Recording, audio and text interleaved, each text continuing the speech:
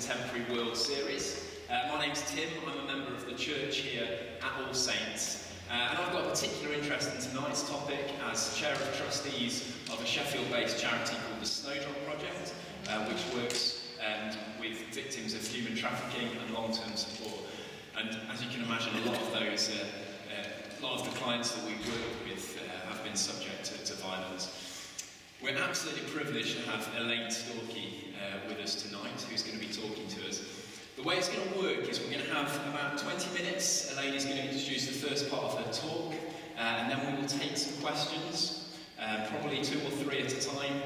Elaine will then respond to them, and then we'll go into the second half of the talk, and there'll be time for some further questions at the end, and there will be drinks and canapes available. We really hope that you'll just open your hearts tonight to listen to what God's saying to us, and that we just commit this time, and it will just really stir in us how we can respond as Christians in this world.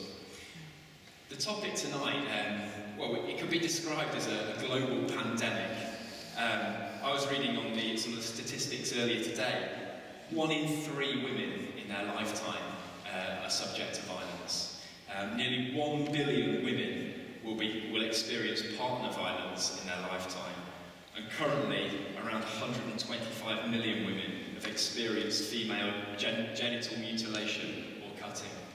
I mean, these statistics are absolutely incredible, and so as Christians it is our job to respond, and we're really interested and excited to hear what Elaine has for us tonight. Just as a way of introduction of Elaine, Elaine's a philosopher, a sociologist, a theologian, holding a number of academic degrees, including a doctorate in divinity.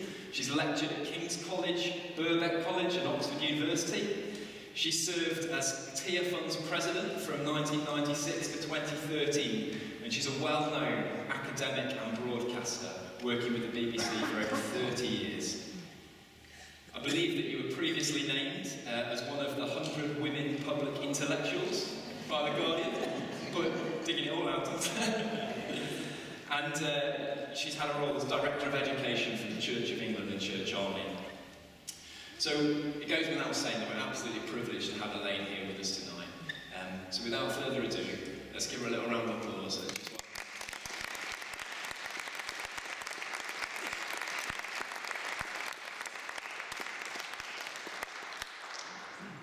Well, I feel quite disenchanted in a sense, because normally I have a computer here, and all my work is on the computer, and it's been taken away from me because you don't have me long enough for me to have my computer.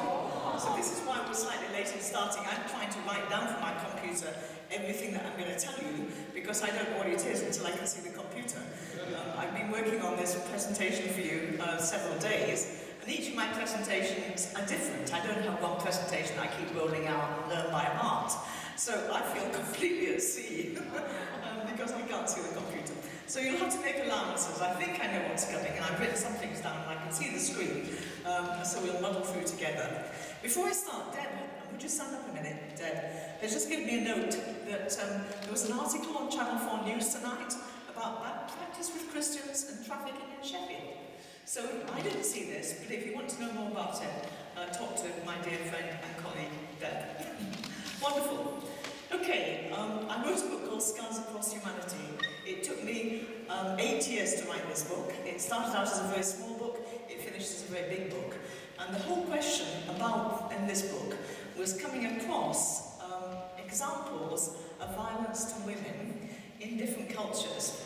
It was aided because I was president of Tia Fund and travelling a lot to Africa and Asia and Latin America, and just witnessing the way that violence was institutionalized culturally in so many different forms and in so many different countries. And so there were 3 questions that I really was asking and trying to answer in this book. And the first question was, in the life cycle of a so-called global woman, taking this concept of a global woman, where does the violence occur? And the second question is, how do we actually understand, how can we explain this global pandemic of violence against women? And the third question, of course, is what should we as Christians be doing about it? It's not just our kind of business, it's not just the world's business, it's our business. We live here in the world. We are God's representatives, if you like. And things that are happening to human beings on our watch. This is our watch.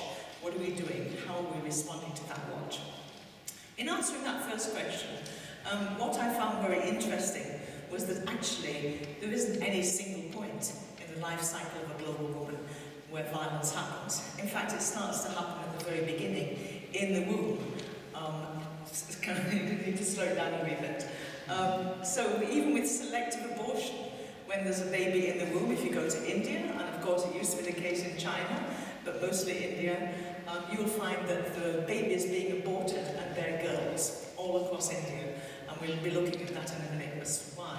And then in 28 countries in Africa, you'll find the predominance of female genital mutilation, a totally barbaric process that attacks a girl's genitals. Why? And then moving on from that, we actually find that there's a whole area of child rights, just an incredible phenomenon worldwide of all these little girls being married without any choice to people they don't know, and often to very much older people. Why?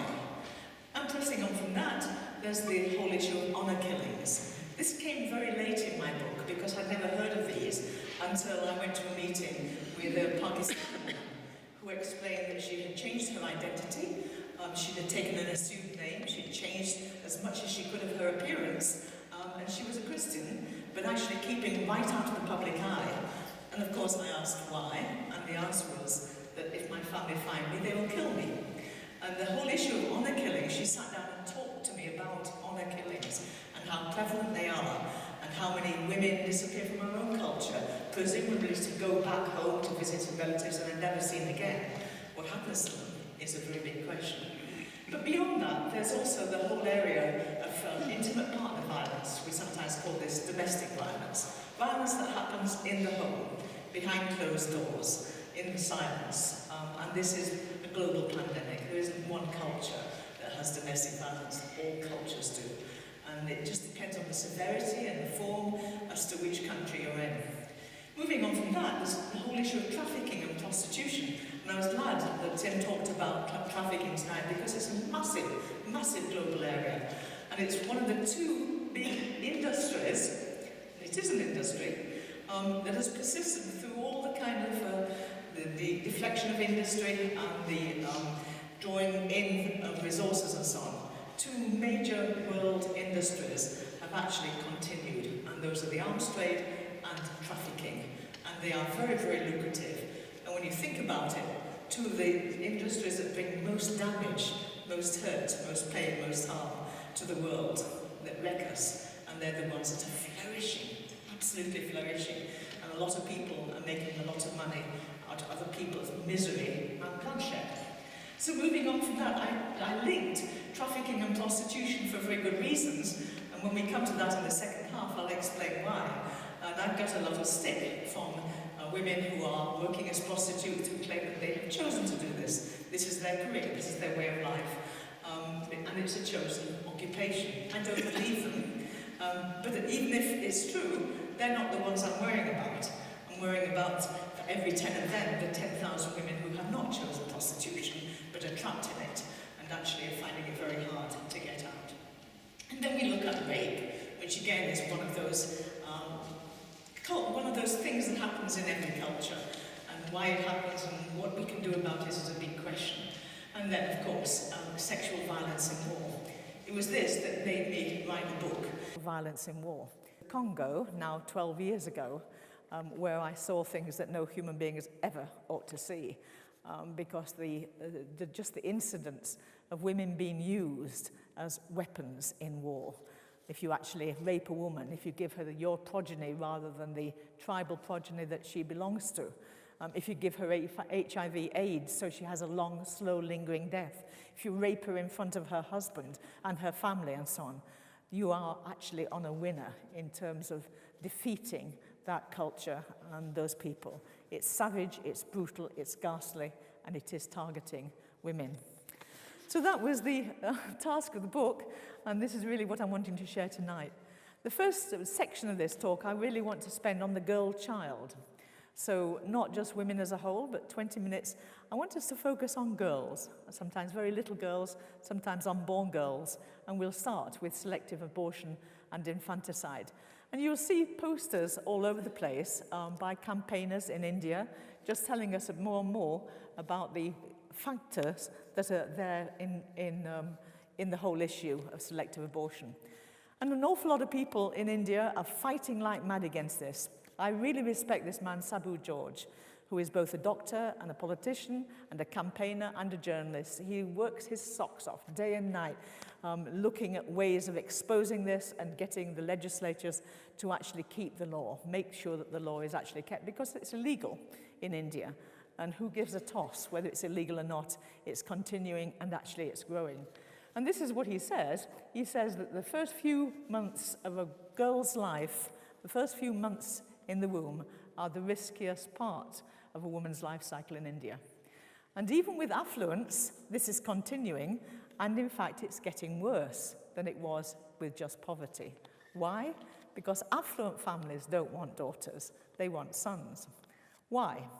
So we'll look at this very quickly. You find that almost any area of India, except for the south, the Kerala area, even if there's just all that there is a dirt road with a wide enough to take a bullock cart over and a scanning machine, there will be an abortion clinic not far away.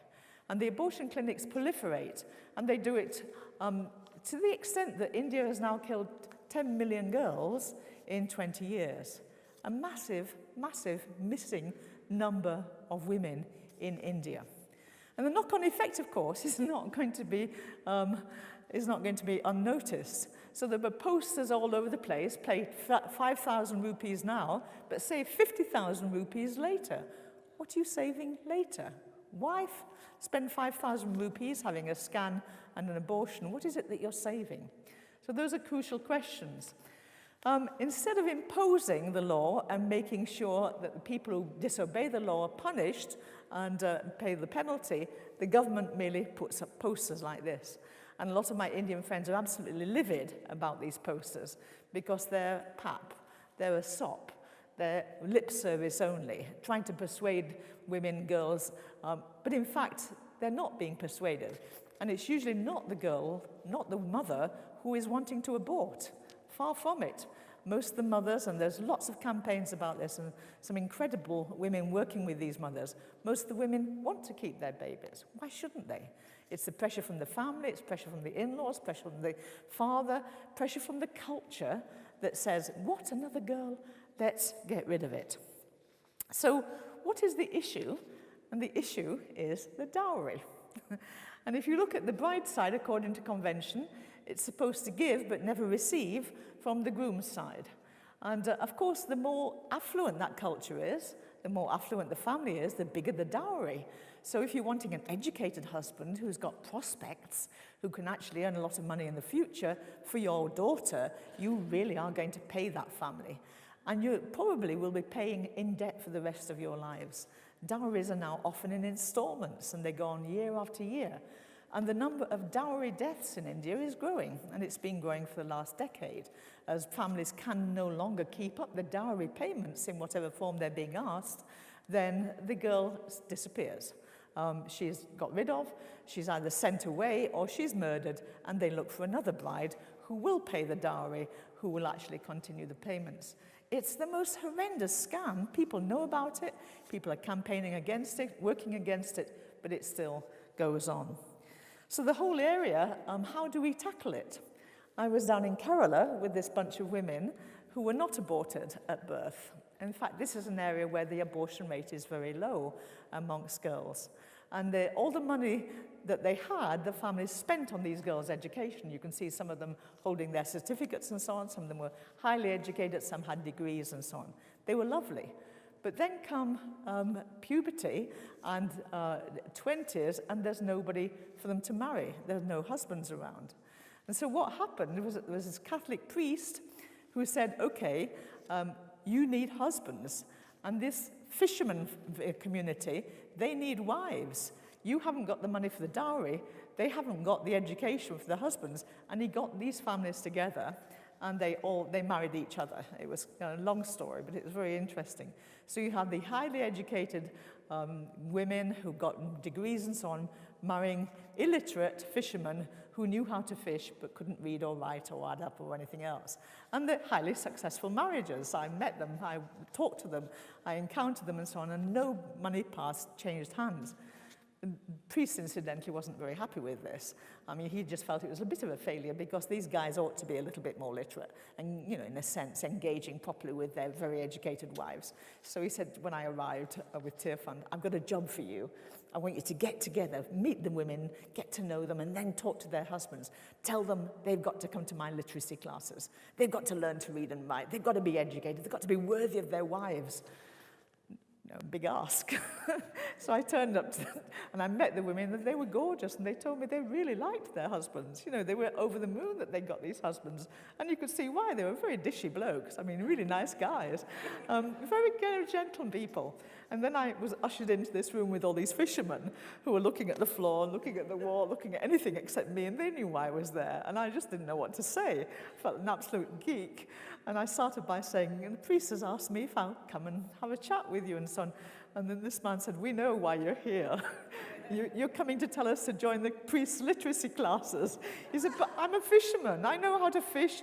I don't know how to read and write. The moment I come to these classes, I'm de-skilled. I'm an idiot. Why do I want to be an idiot? He said.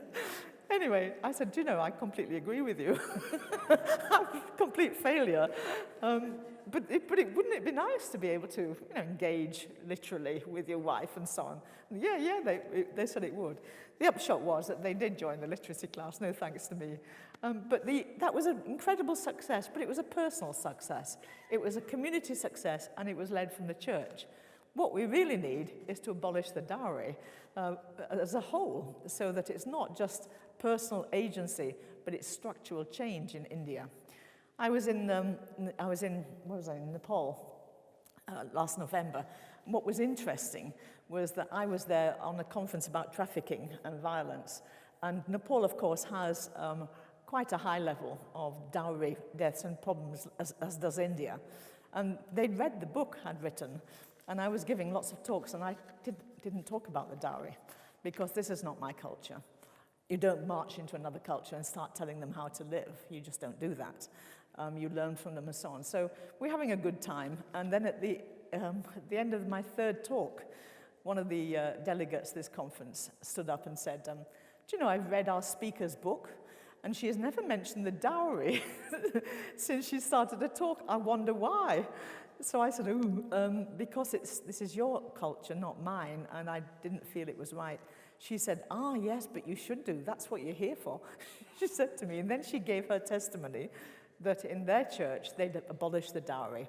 And she was recommending that all the delegates started to do that in their churches and change the whole pattern. And one man who was very cross said, yes, I suppose you've got daughters, haven't you? And she said, no, we have 3 sons, and we have not collected the dowry from their brides. And in fact, and then another woman stood up and said, and we have done the same. In fact, we have invested the dowry that we did get for our oldest son in his wife's education and so on. So I left them talking to each other, and it was very interesting. Big issues.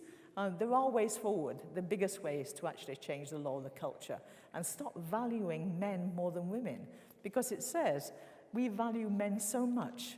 Men are what we all want. We want sons that will continue our line, our name, our heritage, and all the rest of it.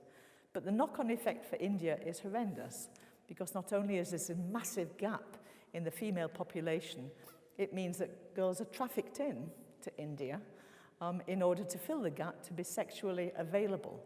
And what's more, there's far more rape in many, many cities like Delhi than you would expect to find, because there are frustrated men who don't have wives and all the rest of it. I need to move on fast. I knew I'd get led astray with not having my computer with me. So moving on then to looking at FGM. When I talked about FGM at a school up in Shrewsbury, organised by a friend of mine from the Church Army who was a chaplain there, I went through the whole school in age cohort, and each year I put more and more graphics in and gave them more and more details about FGM.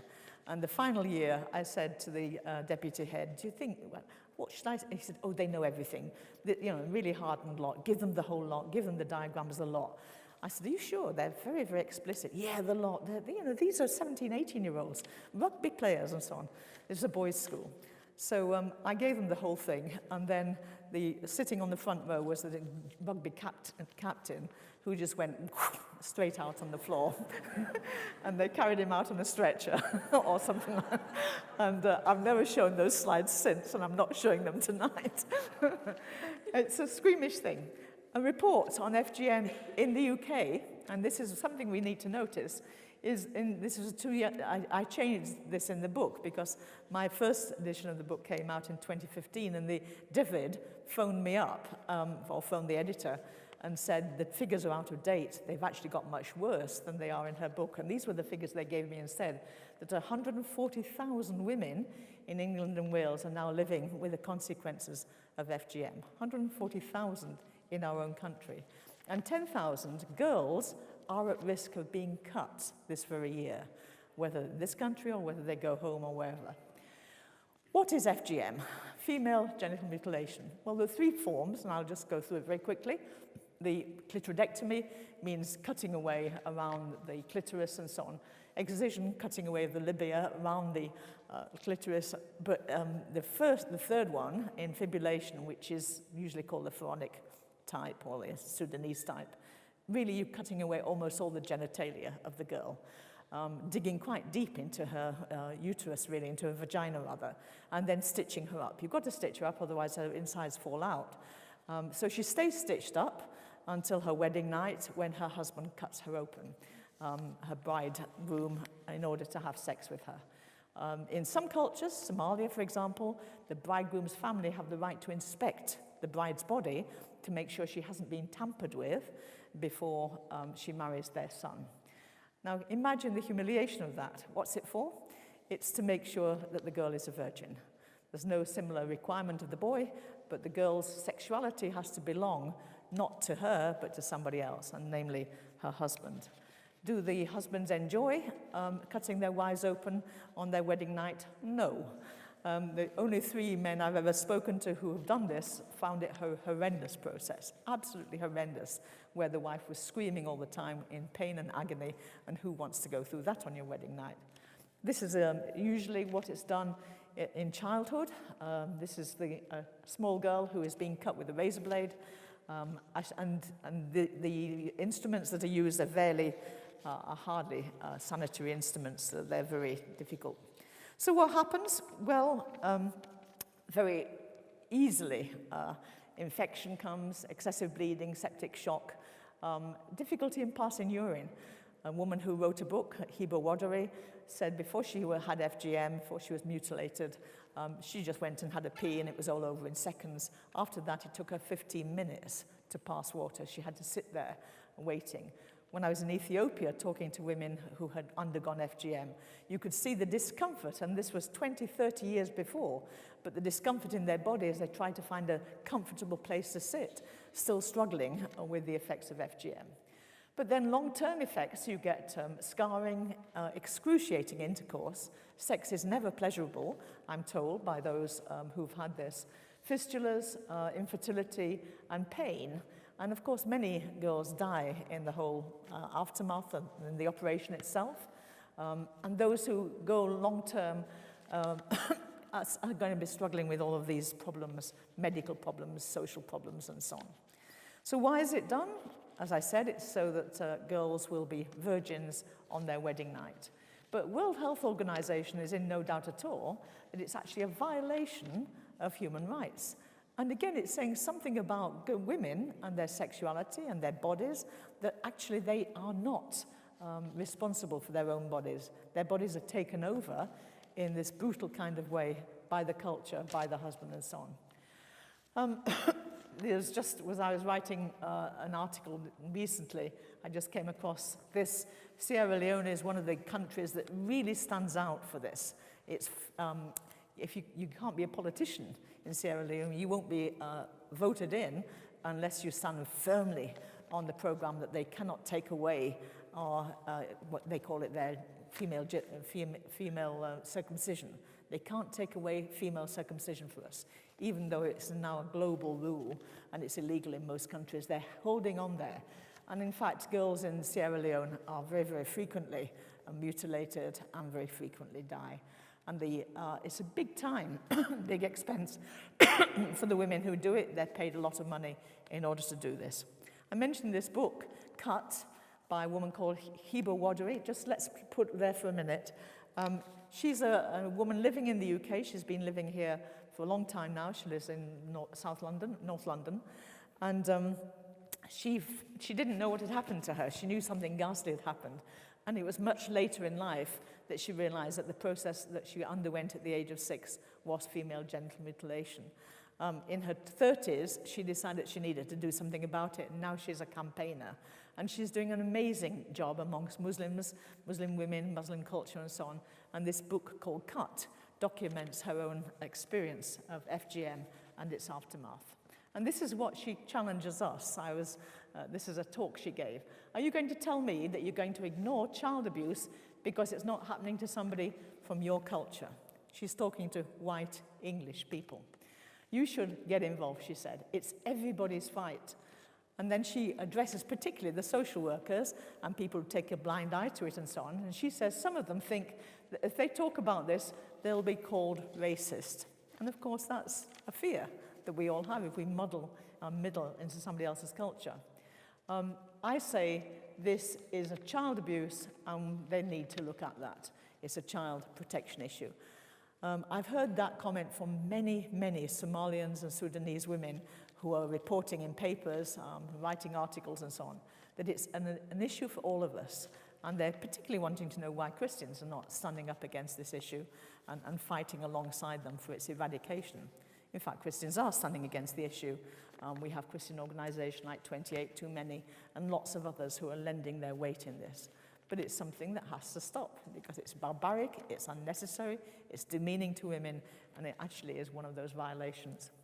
I want to move on. I think this is why I put child brides, yes, because the level of child bridery enforced in early marriage is massive, massive.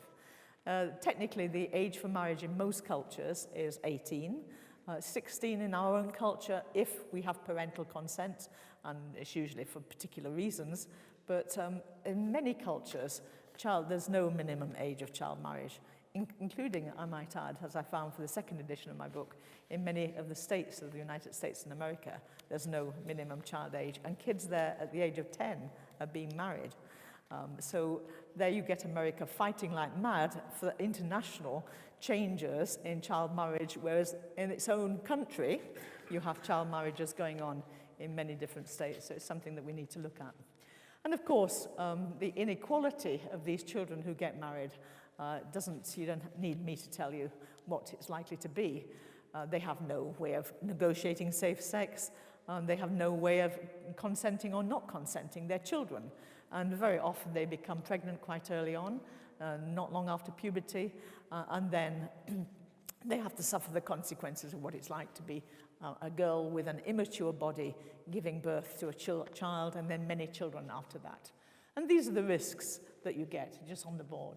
Health risks, risks to their own body, risks to their pregnancy, the child that they bear, and then loss of their own childhood. A loss of education. They're nearly always taken out of school. They're nearly always having to cope with other wives in the family and then a very demanding husband. Financial dependency, it's unlikely that they will ever have future prospects of money because there's got no way of earning them and so on. And a high rise of level of violence from their partners. We now know the level of violation because it's been documented. There's a feature film based on a girl who ran away from her partner in the Middle East and eventually got to a police station and against all odds escaped from that marriage. But she had been violated. Her friend had drunk bleach and been killed and been dragged around the square by a hair from her partner and so on. So the level of possible violations of these girls is horrendous. A lot is happening, again, in the world on child marriage, and the question is, what do we do about it? There are some organisations that are superb, but the Home Office, back to our own country, estimates that between 5,000 and 8,000 people, mostly girls, are at risk of being forced into marriage every year in the UK. That's quite a substantial number, and that's just their estimation. We don't know the full figure. The forced marriage unit, there is a forced marriage unit, and deals with 1,200 cases of forced marriage. I think this was just a year ago, of which 27% involved children. And that's the tip of the iceberg. It's just what we're getting to know. And so there are organizations, and again, that includes Christian organizations, working against child marriage, against enforced marriage. Care Ethiopia is one of them, the World YWCA, the International Justice Mission. That's an incredible organization. Carmen Nirvana, which was founded by a woman I got to know. She's a very interesting woman whose sister killed herself because of a forced marriage, and she escaped a forced marriage herself. She lives in the UK and has been brought up her own family in the UK. And she runs an organization called Carmen Nirvana, and they have helplines through mobile phones to girls who are at risk of being married off. And they put out this note that the girls can actually phone in and get help. And one girl phoned in from the airport and said, I don't know what to do. I've been told I'm going back to Pakistan for a wedding. I think it might be my wedding. I'm terrified, I'm frightened, what do I do? And she was given the advice over the phone, okay, go to the canteen, steal a spoon, a metal spoon, put it in your knickers, and then as you go through the security gates, the alarms will go. They will take you aside. When they see where the spoon is, they won't examine you in public. They'll take you into a little booth. Tell them what you've just told me. Tell them, which is what happened. And then, of course, the child was taken into custody and the parents were spoken to. I don't know the long shot of that. And trouble is you can only do that a few times before parents start to examine your knickers before you go through the security gates. But it's a very important issue, and this is a lifeline to girls who fear they may well be married off, and a lot of honor killings come in place of those. I want to just, I think I've sneaked in, trafficking. So trafficking is massive.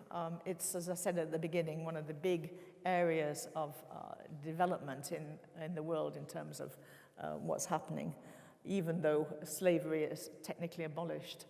And you have posters like this in many places. 2.2 million children are sold into the sex trade. And if you're asking who are trafficked, and anybody can be a traffic victim, this is an old global map, and in fact a pie chart. And just go back a minute, please. And actually the figures are slightly more on the male side than the female side now, because more men are being trafficked into forced labor, more boys are being trafficked. But still the predominant group are women and girls. And predominantly they're being trafficked for sex. They're being trafficked for prostitution or domestic labor, which will involve sexual element like girls like this. And posters like this. Promises, not usually kidnapped, but lured with promises of work, promises of a better life and so on. But actually it's just a way of getting them into brothels. I don't want to spend a lot of time on it because we're going to look at look at it in a different capacity later on. But the idea that girls are not commodities, girls are human beings, and the fight against trafficking is something that we have to continue. And again, it's Christians who pick this up as well, and it's wonderful to know that this at least has actually got a head of steam about it and is moving on. I think I've just sneaked in. What's the next one? Yes, honor killings. Honor killings is linked with child marriage, it's linked with domestic abuse, it's linked with a whole range of things. And it's often stoning.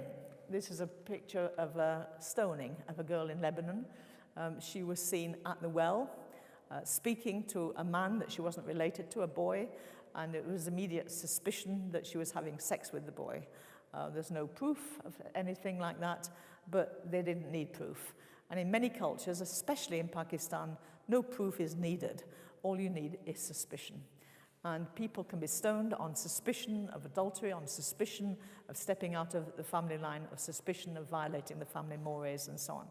And the laws are appalling because the laws protect the assaulter, they protect the family, they actually do not protect the victim. And very often the father has the right to forgive the person who has stoned or killed his daughter in these circumstances. And if the father chooses to forgive, then the murderer goes off scot-free.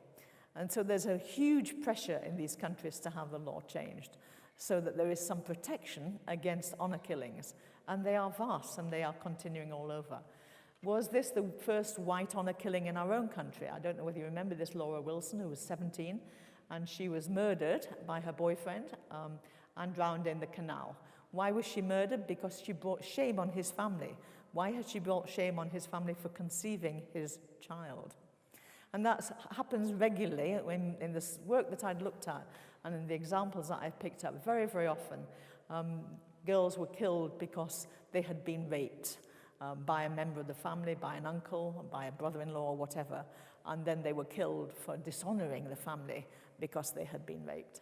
This, of course, you remember Shafila Ahmed, who was killed by her parents only because she wanted to have a Western education. She wanted to go to school.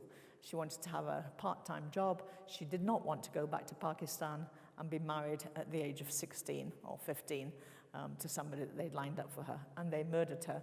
And it took 8 years to bring them to justice because there were so much silence, so much cultural protection. And very often, people who are committing these atrocities are seen by the culture that they belong to as heroes because they're resisting the westernization, they're resisting the kind of secularization of the culture that they're in, and they're protecting the honor of the family and the girls. And it's only when people within those cultures break rank, as they did in Shafila Ahmed's case, in fact it was her sister, who finally, after 8 years, described what she had seen from her parents to her sister, that brought them to the courts, and they were convicted and are now in prison. Very often, these are the kind of pictures you see. I just want to pause there. There's lots and lots of campaigns all over the world about, just go back to that picture, we're not the ones who are fighting honor killings. They're the ones fighting honor killings. But we have to be aware of it. We have to lend our support and lend our weight in all of these areas where it's happening. I wanted just to pause very quickly and ask why this is so important that we stand in these areas. What is a biblical view of childhood or girl childhood? Because these attacks on the girl child, which are actually formidable, violate all of these fundamental biblical ways of understanding children. Children are vulnerable, particularly vulnerable, but their vulnerability has to be honored, has to be treasured, it has to be protected rather than violated. And what we've seen in nearly all the examples we've looked at is the violation of vulnerability rather than its safeguarding and rather than its protection. Children are dependent. They're dependent on adults. The smaller they are, the more vulnerable they are, the more dependent they are. There's nothing more dependent than the baby in the womb on its parent, on its culture. And so the level of dependency that, again, we're asked to honor through Scripture, the child's dependency, rather than abuse it. The lack of maturation is very, very important. Do you remember that passage where St. Paul says, when I was a child, I thought as a child, I spoke as a child, I understood as a child. But it's only when I'm an adult that I put away childish things. What that rings true is it's perfectly all right to be a child, to think as a child, to speak as a child, to understand as a child. And we have to respect that in children. And again, not violate it or destroy it. And then trust. Jesus chooses a child and brings the child into the midst and talks about, the child is the role model for the adult. The child's trust in God, the child's gentleness, the child's openness is how we should approach God the Father with the same childlike trust. And again, the trust of a child is not to be violated or to be degraded. The Bible makes it very clear that children are in need of parental care, community parental care, and protection and nurture. Bring up a child in the way that that child should go, and when they're old, they'll keep that way. It's a very important policy in the Old Testament and the New Testament. The right of a child is to be loved, not to be abused. Because we, as parents and as community leaders, are in the place of God in that child's life. We're steering that child towards God. All of these are biblical marks of childhood. What we're seeing in the violation of the girl child is actually a destruction of all of these. Why? Because girl children are not valued, or they're seen as commodities, or that they're property of somebody else. And actually all of those are complete violations. Children are significant.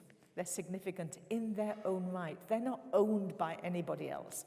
They are their own persons before God. They're children of God. And they are already the image of God. Children are not growing into the image of God. They are God's image. And we can share that image of God with children and learn from them. So those are just some of the theological reasons why we need to have our antenna up and actually be on the side of fighting and eradicating these atrocities. Great, thank you, Elaine. Absolutely eye-opening. I'm sure you'll agree with me. What we're going to do now is we're just going to field a couple of questions at this point. Gary's got the microphone there. What we'll do is we'll take a few questions from a few people, and then you can answer them in one go.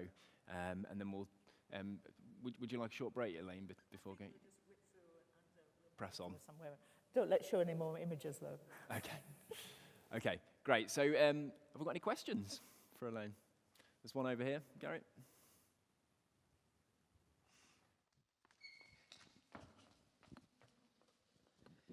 Yeah, we came across a situation in Kenya on a tour. We were taken to a tribe, and the tribe was on the national park, and in Kenya, the FGM is illegal, apparently.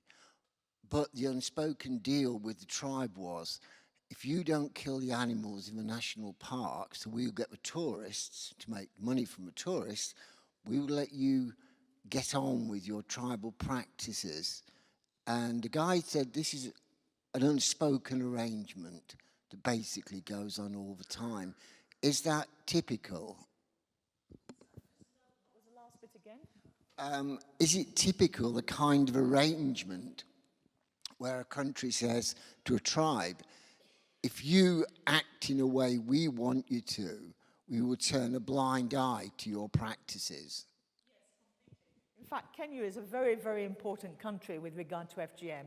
And when I was writing the book, I spent a long time on Kenya, just looking at the history of the Kenyans, looking at the Mau Mau, because that was the first eruption of the conflict between the missionaries in Kenya, who saw this as a barbaric practice, and Kenyans who were saying, but no, this is our tribal culture, we are holding on to this.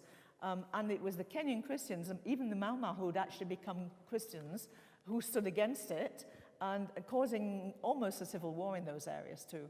So yeah, the sake of the tribe, if you keep tribal practices, we will close an eye to all the kind of the so-called anomalies that are happening there, whether it's FGM, whether it's honor killings, whether it's child brides or whatever. The tribe is the significant and most important factor. Yeah, it's a very good example.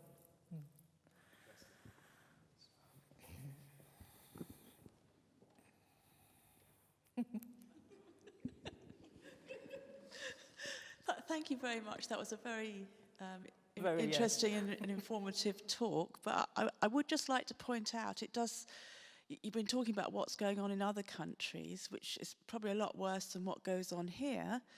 But I should point out that actually the major cause of death for an adult woman in this country is not a road traffic accident. It's not cancer. It is domestic violence. And that's really shameful. That's the most likely cause of death for an adult woman here in this country. So while it might be, as you've illustrated, a lot worse in other countries, I think we do actually have an issue here as well. That's what the whole of my book is about. In fact, it starts with that statistic. Looked at all the things that account for global deaths, and the central one is violence against women. And then we haven't got to the adult woman yet, so that's part two. But you're right. I mean, in fact, not only is intimate partner violence or domestic violence appalling in this country, we're probably the worst in Europe by quite a long way. Again, on female genital mutilation, please. Clearly, this is barbaric and horrible, and whether as Christians or not, clearly we have a responsibility to intervene if we can. But my question is, how does one do that in a remotely effective way? I ask, having had my fingers quite badly burnt about 5 years ago in this city, as part of a group that was dealing extensively with, particularly with Somali communities, and deciding we would tackle this. We will tackle this, and got some of the senior women involved in our organisation to engage with the female community. And these are not clumsy women who were doing this. They were established Sheffield politicians who knew how to talk to folks. The response they got was a very, very angry rebuttal from the women in this community that we were trying to undermine their position in their culture. This was wrong, wrong, wrong. It was a complete failure on our part. We wanted to intervene. We had the opportunity to intervene. We were clear we should intervene, but we did not find an effective way of doing so. Do you have thoughts, advice on that? Yes, I mean, I hear that, and I think the things have moved on in the last, I would say, 2 or 3 years. But having said that, I'm sure that that will be also a common response today from a lot of communities, Somalians particularly, and particularly where the Muslim community as a whole is involved in this, because they then feel that somehow or another they're being tarnished as Muslims as well as people doing this. In my book, I always wait to be asked. This means that you actually often have to wait a long time before somebody is going to come along and ask you. But now there are more and more women who are from these communities asking for help, asking for people to stand beside them. Not only Hiba Wadari, but there's a whole bunch of Somalians in Bristol, for example, who initiated something called the Bristol Peer Project, where Somalian social workers were given the project of actually talking to Somalian women who are not social workers, not educated, about undergoing and experiencing FGM. And what comes out of that over and over again is that they feel so isolated in their community. And of course, the community the community authorities, the elders will come in and squash any attempt to actually free them up or loosen them up in this. So that's got to be countered. I mean, even in countries that you're visiting, it has to be countered.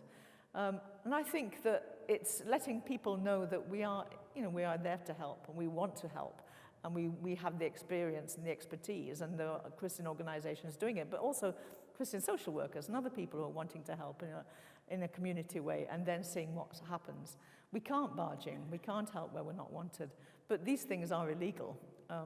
And of course, people in medical areas now know an FGM victim when they see it straight away, and it can be reported and all the rest of it. So there are rules and regulations and laws that are on their side. But yeah, I hear what you're saying, and it's still a problem. But I think we're having breakthroughs more and more than we used to do.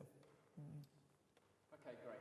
Let's hold our questions there for now, and we'll have the second part of your talk, if that's okay, Elaine, and there'll be an opportunity to... I think Jo has just done the wonderful thing. You are marvellous and fantastic. Thank you so much. That's wonderful. That's lovely. Isn't that great? Isn't she sweet? Okay, so we're going to pick up where we left off and point out that, in fact, of course, the whole area of honour killings is not just for girls. In fact, it's for women right along the board, and sometimes men as well. Men have been victims of honour killings. And this was a typical picture. It's in the Middle East, North Africa actually, where it's quite common to bury a woman up to her neck almost, and then just throw stones until she loses consciousness and dies. Stoning is barbaric. And we look at the stoning example in the New Testament and the way Jesus stopped stoning by challenging people's integrity and their self-righteousness. But it's still going on right through the Middle East. This is another girl who lived in the United Kingdom, went back home to try to be reconciled with her family, having remarried to a person of her own choice and never returned. And her husband told the story of what it's been like to live without her knowing that she's been murdered. This was the man she married. Perfectly nice man, just not the one that the family wanted for her. So honor killings are going on all the time, even as we speak. And we've got to keep our eyes and wits open. And of course, a lot of focus is put on schools, because if a schoolgirl disappears for whatever reason, or she doesn't come back after the summer holiday, really we need to start asking questions, and schools are finding this more and more difficult in those areas where there's a very strong mixed ethnic element in the school. So the next area was intimate partner violence, sometimes called domestic violence, and I think it is very, very much a white cultural problem in our own culture as well as right across the world, and I'm grateful for your question. And in fact, it's probably the biggest atrocity that we face in the United Kingdom. It goes on everywhere. There's no particular profile of an abuser. You might find an abuser has unemployment problems or drink problems or alcohol problems or pornographic problems, but the abuser can also be from a very professional, middle class, educated background and so on. There's no one abuser, except it runs right across the structure. Crime figures for 2015 estimated that 1.4 million women suffer domestic violence annually. 1.4 million women. And 1 in 4 will suffer it in their lifetime.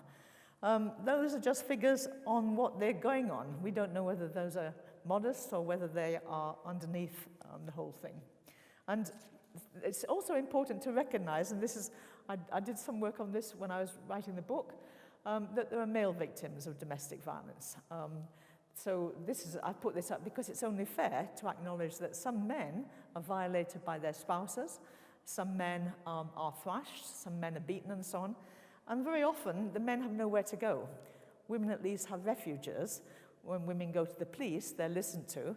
If a man goes to the police, the policeman tells him straight away, do not retaliate.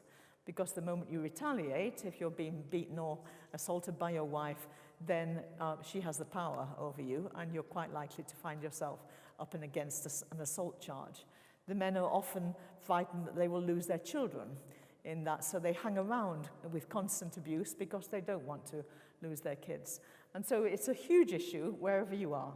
But having said that, it's a lot more likely, statistically, to be a woman who is being abused by her partner than a man.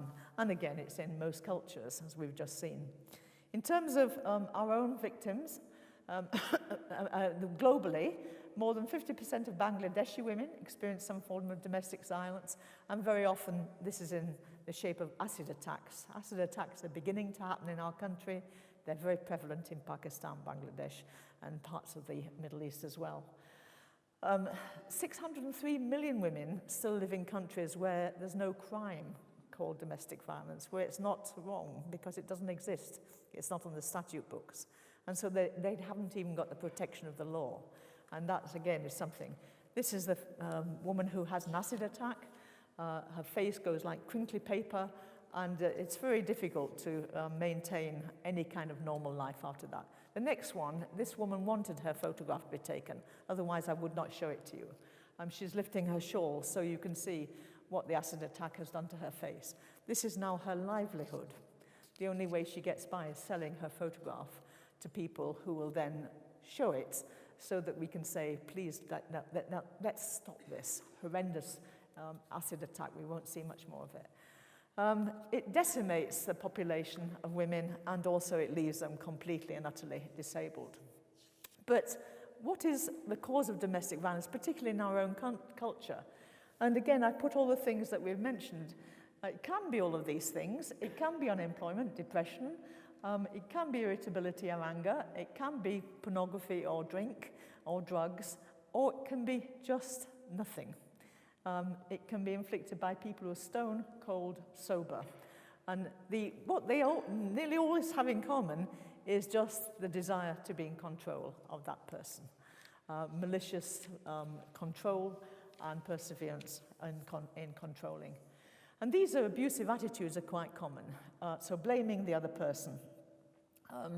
The other person is always the problem. It's never the abuser who is the problem, it's the other person. And denial.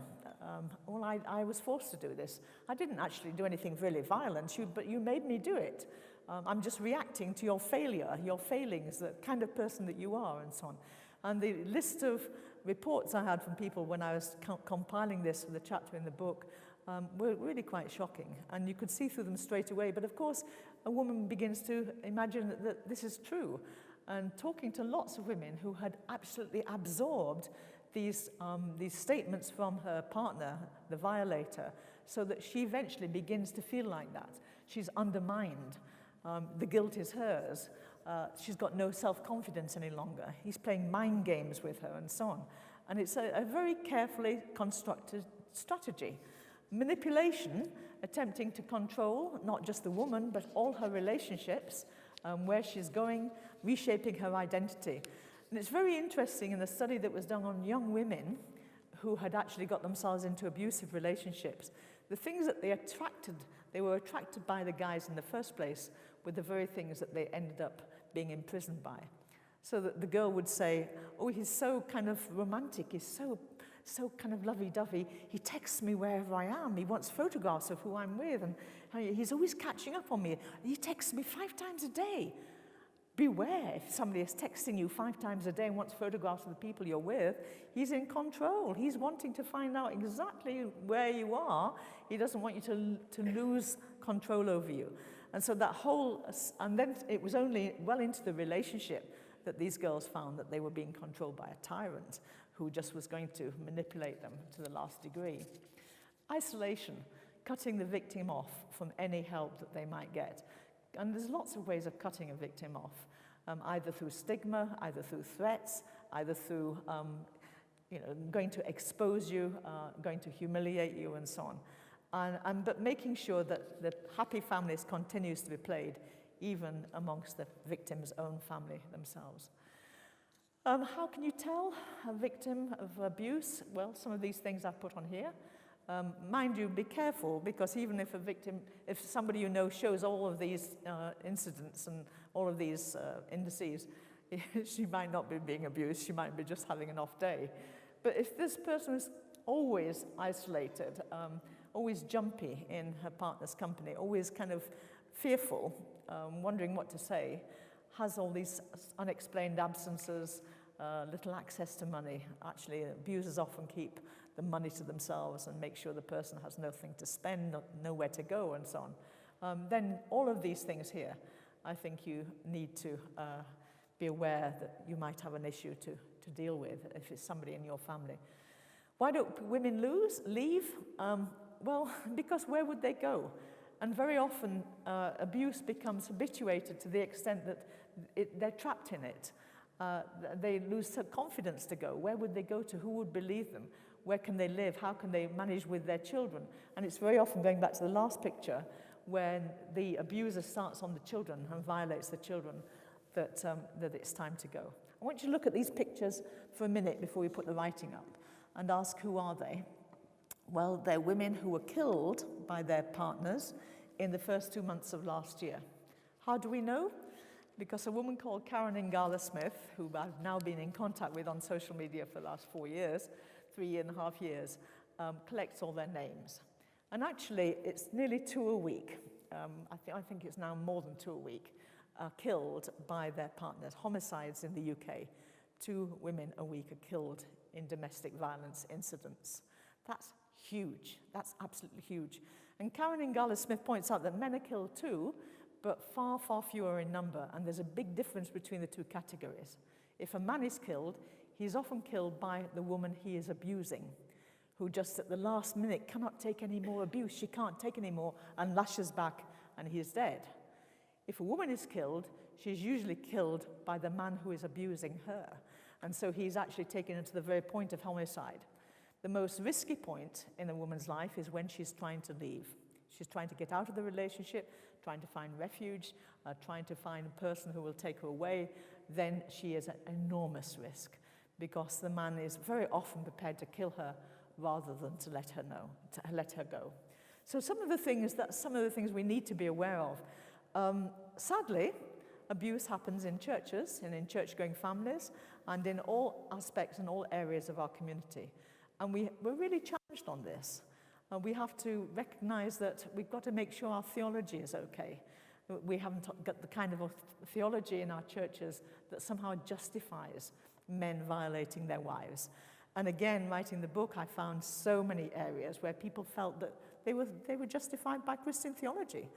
They punished their wives if their wives didn't obey them. And that's a terribly savage, inappropriate reading of St. Paul. But there we go. Let's move on fast. So trafficking and prostitution, of course, is an adult occupation as well as children's occupation, an occupation of violating children. And I'm very much on the line of the Nordic model. There's a big debate in the country at the moment, and a debate really in all the Western countries. What do we do with the law on prostitution? And I don't know whether you noticed, recently in February, 3 people who had been prostituted in their adolescence, who had so many convictions between the ages of 16 and 21 that they're never spent, have been to the High Court to try to get a spending of their convictions, and they're now in their 40s, and every time they fill in a form, they've got to put all of these convictions for soliciting as prostitutes in their teens. And their argument is they never chose prostitution. They were found by some pimp, they were groomed by some man, they were put on the streets, and they ended up with this great long list of convictions. And then, thankfully, the High Court decided on their favour, and now those convictions are squashed. But that raises the whole issue of should we have the kind of laws that make the prostitute a criminal? And if we don't, as they don't in the Netherlands and in Germany, they try to make the prostitute a career woman rather than a criminal. So they give her rights of contracts that she's invited to apply for, and contracts of work conditions and so on. In fact, very few ever do apply for these contracts or these conditions of work. And I think the evidence is that the less regulations you have, the more the demand is, the higher the trafficking level is, and the worse, in many ways, the women are who are involved in this. And that's why I've joined sides with a lot of radical feminists who are arguing prostituted women are much more likely to be victims. And as I said earlier on, for every 10 women who have chosen this as a lifestyle, there are 10,000 women who are trapped in it, who did not choose it, and will give anything to get out of it and have a different form of life. So they favour the Nordic model of legislation, which is put forward in Sweden and Norway, and has now spread to France, to both the island, Northern Ireland and South, and many other countries are following this model, which is to make not the selling of sex illegal, but the buying of sex illegal. Work that out. So who is the criminal? The criminal is now the person who buys the sex from the prostituted woman, including, of course, the pimp who is buying her sex to sell to others.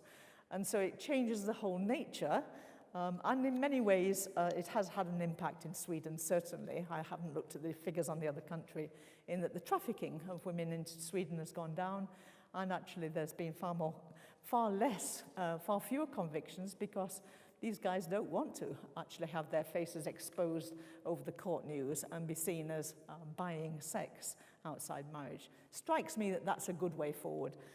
Our government's not convinced, as it always isn't convinced about so many things, but we'll see where we go with this one. This is Beyond the Streets, a Christian organisation that has safe houses all the way across the country from different groups, working with women who are prostituted and doing a tremendous job, just loving them, standing alongside them, providing help for them, and helping them to exit, finding strategies for exiting prostitution. And it's tremendous. Okay, so the rape, of course, is something that affects people of all ages, and there's a rape culture. And the rape culture, I've found, is really significant in universities. I've been to 3 or 4 university campuses where there have been exhibitions and demonstrations against rape. I was at one, I think it was York, I can't remember, it was York or Nottingham, where one of the young women who was a student there was absolutely livid in a question time afterwards. And she'd just been to a meeting, a meeting, a good-natured meeting where this woman who was on the pastoral team at the university had come and told the girls, this is a dangerous place to be. All campuses now are quite dangerous. These are the places you did not to be walking to. Be very careful what you wear. Make sure you're going in twos, and look after yourself so that you won't be raped. And this girl was absolutely livid. And I said, well, what's wrong with that? So she said, but nobody's getting the guys together and saying, don't rape women. They're telling us how we can avoid being raped. They're not telling them not to do it. And she had a point. She had a point, and she said it's almost like blaming the victim for being the victim of rape. Now, of course, you've got to be very careful as to where you're walking and how you're walking, and I think that's significant, and who you're with, and what's going on in the bars and so on. But there also ought to be similar, parallel work with the men to say that this is not acceptable. These relationships should not be continued in that way. We'll just move on as fast as possible. The rape culture is probably much higher than we realize. Rape incidents are a lot higher than the ones that are found in the statute books. Most rape victims don't go to court. Most rape victims actually don't take the system through. But having said that, the rape convictions are going higher every year, which suggests that there are more people taking it to court. There are still people in our own country who can be raped with impunity. That means they will never get justice. And the one woman who was working for the Metropolitan Police pointed this out, that if you're a person with learning difficulties, if you're a person who cannot give consent, you can actually be raped against your will. And the Crown Prosecution Service is very, very unlikely to bring your case to the court, because you won't even understand consent if you're cross-examined in a court. So there are whole areas that we have to be particularly vigilant, and people who are particularly vulnerable in our culture to rape, and therefore we need to keep that in mind. I think we've got to sexual violence in war. This is what made me write the book. I was in the Congo, traveling down the North and South Kivu provinces, and I kept coming across rape in war. I mean, I just kept coming across women who'd been violated, women who'd had their tongues cut out, dismembered, blinded, so they would never be able to talk about their assailant, etc., etc. And I think two incidents hit me particularly. I'll just tell those stories. One of them was I was going around a wonderful Christian hospital in Goma called Heal Africa. And this very professional woman doctor who was showing me around was absolutely marvelous. She was explaining all that they did for, you won't find it on there, I don't think, all that they did for the women who were brought in. And she was very, very professional. And suddenly, and as we were talking, she kept looking over to this entrance because people were kind of being brought in. And she was looking over and suddenly wailed. I can only describe it as a almost animal wail. And she ran from us. And the nurse who was with me said we'd better follow her. So we followed her, didn't know where I was going, into this room where she was now cradling a girl who was wrapped up in her. So there was this young girl wrapped up, and this older woman had her arms around her, and they were rocking backwards and forwards like this. And the girl was saying, "Pourquoi? Pourquoi? Pourquoi? Pourquoi?" And her face was streamed with tears, and she got blood all over her and everything, and we just shut the door and walked away. Afterwards, they told me that that was the woman who was showing me around. The doctor was one of the elders in her church, and that was the young music director of her church who had been raped on the way home from school, the 16-year-old music director. And it just, actually, I'll never forget that image of this girl wondering, why choose me? Why have I been raped? What have I done? And then, of course, where was God when this happened? It's the most brutal attack on anybody. And the older woman in tears and agony at seeing someone she loved so much, whom she was unable to protect in that instance. And that hospital is amazing because they are doing so much for rape victims and have been doing this for the last 7 or 8 years now. But when I got to a place called Baraka, down at the bottom of the South Kivu province, I had the opportunity to talk to Chief of Police and the man who headed up military justice and about HIV/AIDS, and they were wanting to thank us for what Tearfund was doing there for AIDS victims and prevention of AIDS. And so I took the opportunity to ask, in the lull in the conversation, did they think that the rise of AIDS and HIV had anything to do with the level of sexual violence in the area? And the whole atmosphere changed from joviality and friendliness and warmth to hostility. And I was told there's no sexual violence here. You know, you're a rich white woman. These women will tell you anything just to get stuff off you. Don't believe them, and so on. We had this long conversation where I was kind of saying, yes, but I'm also a woman. I've got a woman's body. I understand rape. I know what it looks like. I've seen it. You'll have to believe me if you don't believe them. Well, yeah, maybe there is rape, but it's the Burundians, the Rwandans, they come over our border, they rape our women. Go and talk to the authorities there. And then, well, if I were in Burundi or Rwanda, I'd be delighted to talk to the authorities. But, you know, I'm in the Congo, and you're the only ones I've got to talk to. And if you're really saying that no Congolese soldiers ever raped a woman, I don't think I can believe that. And eventually, we agreed that there were soldiers raping women. And then my question was, so what happens then? What laws are there? What sentences do these soldiers have? How many have been sentenced over the last 2 years, for example? What courts are set up? And the answer to all of that was nothing. No courts, no laws, no sentences. And so we have to be recognizing that law matters. Law matters enormously, whether it's in the United Kingdom, whether it's overseas, or wherever else it is. So these are some of the pictures in terms of this woman here who doesn't want her photograph to be taken, when is hiding her face, has got the most awful decision to make because her village has been burnt down. She can now stay in that village. Her husband has been murdered. Her grown-up sons have been killed. She can stay there with the old people and wait for the militia to come and finish them all off. Or she can do what she's chosen to do, take her one remaining child and march with her army, her own army. And that's what she does. And that's what many women choose to do in situations like that. And the cost is she will be raped by them. And that will be their payment that they exact for protecting her. So the whole area then of rape as a weapon of war, of using women, children orphaned by war, is an absolutely crucial one. And we were happy to be able to send MPs to the Congo to look at it for themselves and feedback to the women in the Goma area, the Congolese women who are fighting for a change in the law so that rape is now on the statute books and people are being convicted. So law is vital, absolutely vital, but we have to go further than that. We have to actually make sure it's implemented, but we have to make sure that women are valued in whichever community and that there is no silence protecting abuse and wrongdoing. I think how we can respond, these are a series of pictures of organizations. This is a mothers' union in Goma. Aren't they fun? So what do? Well, they go and patrol the streets and protect the girls and also mobilize whole communities against rape. These are workshops that they run so that the girl is empowered and she knows that she doesn't have to be the victim of all of these things. We can stand together and fight together. And then there's also organizations in our own culture. First Man Standing is an organization that came out of Restored, which is one that my husband and I are ambassadors for.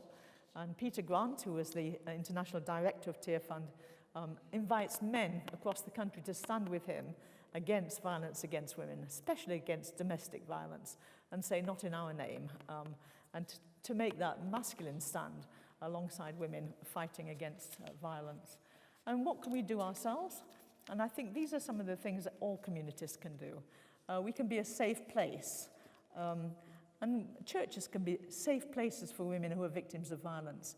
We can undergo training. There are lots of training people like Spark, who will come to your church with training packs and show you how you can hear people who are being violated, how you can open up conversations, how you can then reach out and help people do that. Spark is brilliant, actually, and they will come to almost any church in the country.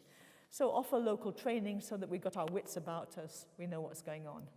Commission people in pastoral ministry in churches, so that you've got a pastoral team who can receive disclosures from within the church, from outside the church. You know, whether they're disclosures about domestic violence, whether they're disclosures about fear of honor killings or fear of early marriages or whatever else, they can be actually shared within that context and acted upon. Supporting organizations. There are now Christian organizations that are working their socks off up and down the country, especially with prostitutes, and especially in childcare, and especially in all of these areas of violation. And supporting them, whether it's against FGM or whatever, is of very help. More awareness in schools. I think more ought to be on the school curriculum. More training ought to be given to young men. More advice and help in all of these areas. And then pressured for changes in our own law. I put the pressurized government to sign the Istanbul Convention. This has now happened, and they haven't signed it. They've signed it, but they haven't ratified it. But what's been interesting is the ratification of the Istanbul Convention. The Istanbul Convention is a convention that says we will have zero tolerance to violence against women, and we will therefore bring our own local laws in line with that, and we will put resources into those organizations that are actually supporting the annihilation of violence against women and protecting the women. We have signed it, but we haven't ratified it. Countries right across Europe have ratified it. Everywhere you go, there's a ratification of this. And right through the Cameron administration, we wrote and said, please ratify the Istanbul Convention. And their answer was always, no, we have robust laws. We don't need an extra law on this. We have the worst laws. Well, we have okay laws, but we have the worst implementation of those laws in Europe. So we've pressed and pressed. And I was speaking at a meeting at Tear Fund. One of these young women called Robin comes up and says, so what are we going to do about this, Elaine? So I said, well, actually, I'm just going to carry on talking. And she said, well, that's not good enough. We need to do something. So I said, well, you do something, Robin. And Robin did something. She got together a whole committee and drilled them as to the importance of getting the government to ratify the Istanbul Convention. So then they went wider. They invited the Muslim communities in. They invited the feminist communities in. And then they found an MP, a Scots Nat MP, who put this on as her private member's motion into the ballot. She went into the ballot. She came top in the ballot. That hardly ever happens. So they had a first hearing, which was on a Friday afternoon, a very unpopular time. It got through the first hearing into a second hearing. It had a second hearing, which it got through. And then a third hearing was actually just before Christmas on a Friday afternoon when all the MPs had gone home. And by this stage, most of those MPs were determined to get this through. It went through its third reading, and now it is law. So now the requirements, we have required the government to bring measures to ratify the Istanbul Convention. Why? Because one girl, a slip of a girl actually, decided that we could not carry on this anymore. We actually had to ratify it. We had to put resources into these organizations, and she got the bit between her teeth and made it work. It can happen. We can be involved in advocacy. We can be involved in changes in attitude amongst our own peers, but also in the country as a whole. That's it, the end.